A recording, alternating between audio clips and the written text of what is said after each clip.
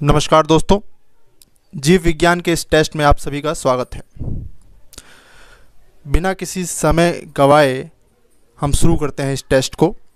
जो लोग नए हैं वो चैनल को सब्सक्राइब अवश्य करें और इस वीडियो को लाइक करना बिल्कुल ना भूलें। बहुत ही बेहतरीन प्रश्न है, आपको मज़ा आएगा प्रश्नों को हल करके। कमेंट करके अवश्य बताएं मुझे कि कितने प्रश्न आपके एग्जैक्ट सही हुए। पहला प्रश्न है, मायोग्लोबिन का घटक क्या है? तांबा, चांदी, लौह तत्व या सोना?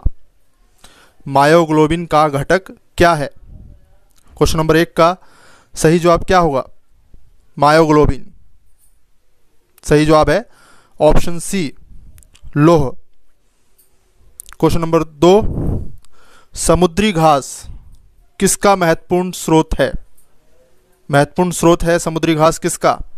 गंधक, क्लोरीन, आयोडीन, ब्रोमीन? जल्दी से सोचिए। समुद्री घास महत्वपूर्ण स्रोत हैं।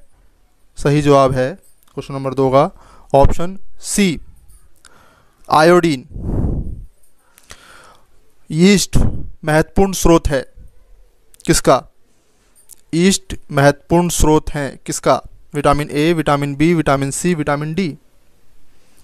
क्वेश्चन नंबर 3, किसका महत्वपूर्ण स्रोत है यीस्ट?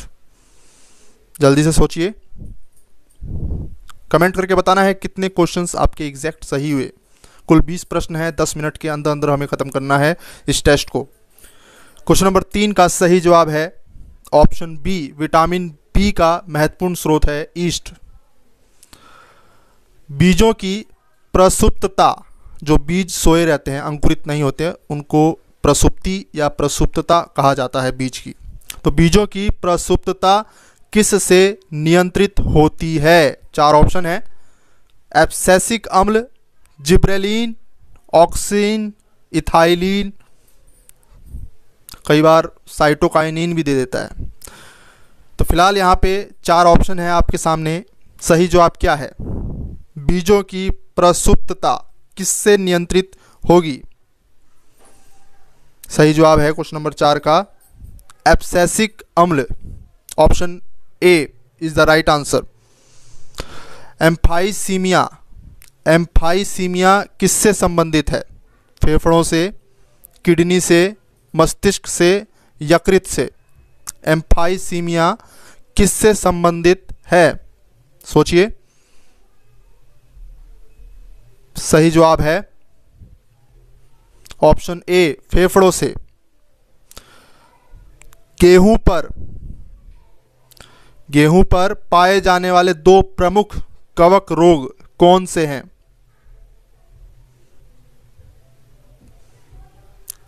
चार ऑप्शन है आपके सामने। सही जवाब है ऑप्शन ए, काला कीट और स्मट।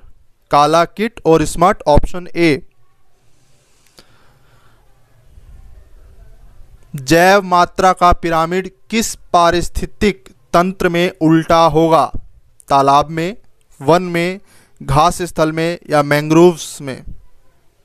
जैव मात्रा का पिरामिड किस पारिस्थितिक तंत्र में उल्टा होगा? सही जवाब है ऑप्शन ए, तालाब। कीट भक्षी, जो पौधे कीड़े मकोड़ों को खाते हैं उनको कीट भक्षी कहा जाता है। कीट भक्षी पौधों में किसकी कमी होती है जिसको पूरा करने के लिए वो जीवों को खाते हैं, ट्रैप करते हैं, पकड़ करके बंद करके उनका जो है उसके अंदर जो है वो चीज़ ले लेते हैं? वो चीज़ क्या है? N2O2 CH4 CO2? सही जवाब है नाइट्रोजन की कमी होती है उनमें, और नाइट्रोजन की कमी पूरी करने के लिए वो कीटों के अंदर मौजूद अमोनिया से जो है अपनी खुराक पूरी करते हैं, एक तरह से नाइट्रेट के रूप में। ठीक है, तो क्वेश्चन नंबर 8 का सही जवाब होगा ऑप्शन ए। अगला प्रश्न, वसा में घुलनशील विटामिन कौन सा है? एक बार प्रश्न ये भी पूछा गया था कि जल में घुलनशील विटामिन कौन से होते हैं, लेकिन यहाँ पर प्रश्न है वसा में घुलनशील विटामिन कौन सा है? नेप्थोक्विनोन, थाइमीन, बायोटीन, साइनोकोबाइलामीन। सही जवाब क्या होगा? वसा में घुलनशील विटामिन कौन सा है? सही जवाब है ऑप्शन डी, साइनोकोबाइलामीन, जो कि ग्रोथ के लिए जिम्मेदार होता है और विटामिन B12 इसको कहा जाता है, कोबाल्ट होता है इसमें, ऑप्शन डी। कौन सा एक एंजाइम नहीं है? क्वेश्चन नंबर 10, कौन सा एक एंजाइम नहीं है? Pepsin, trypsin, ptyalin, gastrin. कौन सा एक एंजाइम नहीं है? 10वें प्रश्न का सही जवाब है ऑप्शन डी, गैस्ट्रीन। ये एंजाइम नहीं है। बाकी पेप्सिन, ट्रिप्सिन, टाइलिन ये एंजाइम है तीनों ही। मस्तिष्क तथा मेरुरज्जु पर चढ़ी झिल्ली में सूजन आ जाने से होने वाला रोग कौन सा है? Leukaemia, paralysis, sclerosis, meningitis. सही जवाब क्या है? मस्तिष्क तथा मेरुरज्जु पर चढ़ी झिल्ली में सूजन आ जाने से होने वाला रोग क्या है? सही जवाब है मेनिंजाइटिस, ऑप्शन डी। करनाल बंट रोग किससे संबंधित है? करनाल बंट रोग किससे संबंधित है? जौ फसल से, गेहूं की फसल से, बाजरा फसल से या ज्वार फसल से? करनाल बंट। सही जवाब क्या है क्वेश्चन नंबर 12वां का? सही जवाब है ऑप्शन बी, गेहूं फसल का। मिनीमाटा कौन सही सुमेल नहीं है? मिनीमाटा, पारा, itai cadmium, blue baby syndrome, nitrate युक्त जल, मांसपेशियों की थकावट, यूरिक अम्ल। और दूसरी तरफ एक और प्रश्न पूछा गया है जिसका जवाब आपको कमेंट में देना है कि एथलीट फुट किससे होता है? फफूंद से, कवक से, जीवाणु से या विषाणु से? एथलीट फुट, इसका कमेंट में आपको जवाब देना है। फिलहाल क्वेश्चन नंबर 13 को जरा ध्यान से देखें, कई बार रिपीटेड हो चुका है ये क्वेश्चन। मिनीमाटा सही सुमेल है पारा के साथ, इटाई कैडमियम सही सुमेल है, ब्लू बेबी सिंड्रोम सही सुमेल है, नाइट्रेट युक्त जल, छोटे बच्चों के जो है आंखें नीली हो जाती हैं इसमें, और ये नाइट्रेट ही होगा, बस याद रखिएगा। कई बार नाइट्रोजन दे देता है तो बच्चे कंफ्यूज हो जाते हैं, नाइट्रेट ही होना चाहिए। मांसपेशियों की थकावट के लिए यूरिक अम्ल जिम्मेदार नहीं होता है, जबकि जिम्मेदार होता है लैक्टिक अम्ल। ठीक है, गठिया रोग जो होता है उसके लिए जिम्मेदार होता है यूरिक अम्ल।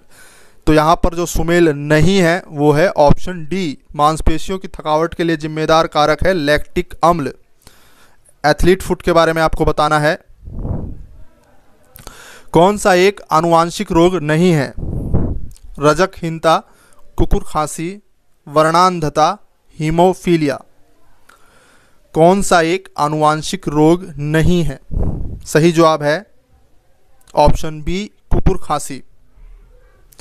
एनीमिया रोग किस विटामिन की कमी से होता है? एनीमिया, 4 ऑप्शन है आपके सामने, विटामिन B1, B3, B12 और विटामिन के। एनीमिया रोग किस विटामिन की कमी से होता है? क्वेश्चन नंबर 15, सही जवाब है cyanocobalamin, option C, B12, C is the right answer. कौन सही सुमेल नहीं है? लैक्टोस, कार्बोनिक अम्ल, मेलेटिन, टार्ट्रिक अम्ल। दूसरी तरफ है खट्टा दूध, सोडा वाटर, मधुमक्खी, अंगूर। जो सही सुमेल नहीं है वो बताना है आपको। तो टार्ट्रिक अम्ल अंगूर के साथ बिल्कुल सही है, मेलेटिन मधुमक्खी के साथ बिल्कुल सही है, कार्बोनिक अम्ल सोडा वाटर बिल्कुल सही है, लैक्टोस जो है वो खट्टे दूध के लिए, दूध के खट्टेपन के लिए जिम्मेदार नहीं है, जबकि लैक्टोस से दूध में मिठास आती है। ठीक है, तो यहाँ पर ऑप्शन ए गलत है। याद रखिएगा, दूध के मीठेपन का कारण क्या है? लैक्टोस। ठीक है, तो यहाँ पे ऑप्शन ए सही सुमेल नहीं है। पादप में उपस्थित कोशिका भित्ति निम्नलिखित में से किससे निर्मित होती है? आपके ऑप्शन है प्रोटीन, कार्बोहाइड्रेट, सेलुलोज, कोई नहीं। पादप में उपस्थित कोशिका भित्ति निम्नलिखित में से किससे निर्मित होती है? सही जवाब है सेलुलोज, ऑप्शन सी। कौन सा एक पॉलीमर नहीं है? ऑप्शन है नायलॉन, टेफ्लॉन, कैप्रोलैक्टम, पॉलीस्टाइरीन। कौन सा एक पॉलीमर नहीं है? तो जो सही जवाब है वो है ऑप्शन सी, कैप्रोलैक्टम। सुमेल कौन सा नहीं है? बताइए कौन सा एक सुमेल नहीं है?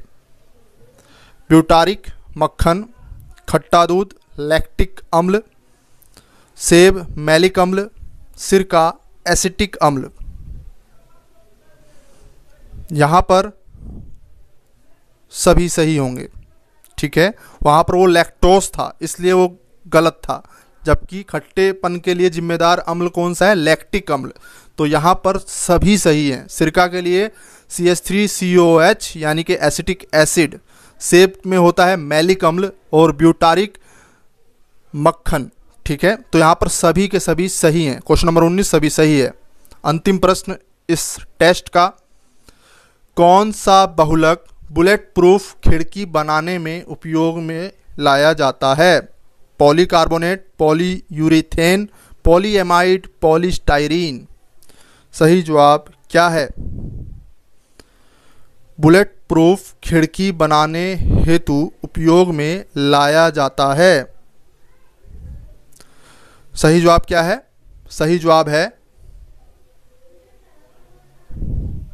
ऑप्शन सी, पॉलीएमाइड, ठीक है। कई जगह पॉलीकार्बोनेट को भी यूज़ किया जाता है, लेकिन बुलेट प्रूफ खिड़की और जैकेट में प्रयोग में लाए जाने वाला जो बहुलक है वो है polyamide. Option C is the right answer.